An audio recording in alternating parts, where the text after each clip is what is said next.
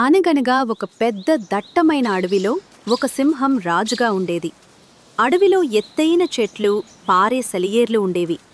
ఆ సింహం దగ్గర సేవకులుగా ఒక నక్క, ఒక కాకి మరియు ఒక చిరుతపులి ఉండేవి.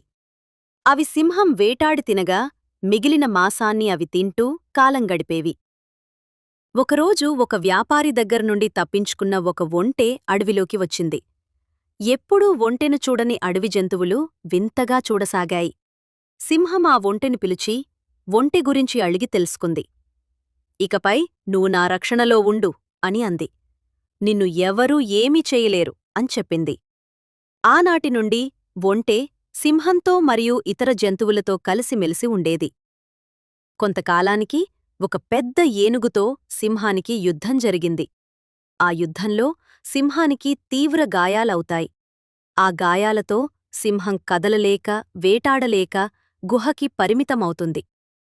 సింహం వేటాడకపోవటంతో దానిమీద ఆధారపడి ఉన్న నక్క, కాకి మరియు చిరుతలకు కొన్ని రోజులపాటు ఆహారం దొరకక అవి ఆకలితో మాడిపోయే.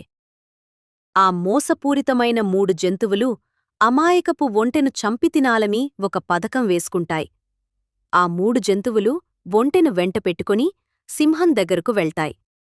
అప్పుడు ముందుగా కాకి సింహం ముందుకు వచ్చి, మహారాజా, మీరు ఆకలితో ఉంటే మేము చూడలేకపోతున్నాము. దయచేసి నన్ను తిని మీ ఆకలి తీర్చుకోండి అని అంది. అప్పుడు నక్క, కాకి చాలా చిన్నది, దానితో మీ ఆకలి తీరదు, దయచేసి నన్ను తినండి అని అన్నది. వెంటనే చిరుతపులి ముందుకు వచ్చి, నక్క కూడా చిన్నదే, నా ప్రాణాలు తీసుకొని మీ ఆకలి తీర్చుకోండి అని అన్నది. వాళ్ళు ఎంత బతిమాలిన సింహం వాళ్లను చంపలేదు.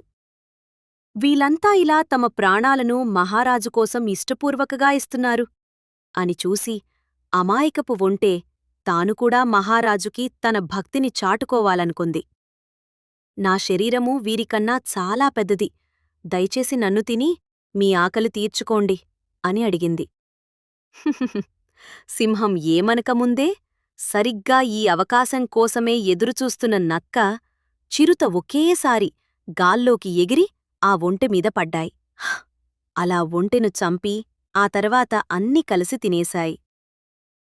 నీతి: దుర్మార్గులు, మోసగాళ్లు, స్వార్థపరులతో స్నేహం ఎప్పటికీ ప్రమాదకరమే. వారి మాయమాటలను, వారి నాటకాలను నమ్మి అమాయకంగా మన ప్రాణాల మీదకు తెచ్చుకోవద్దు.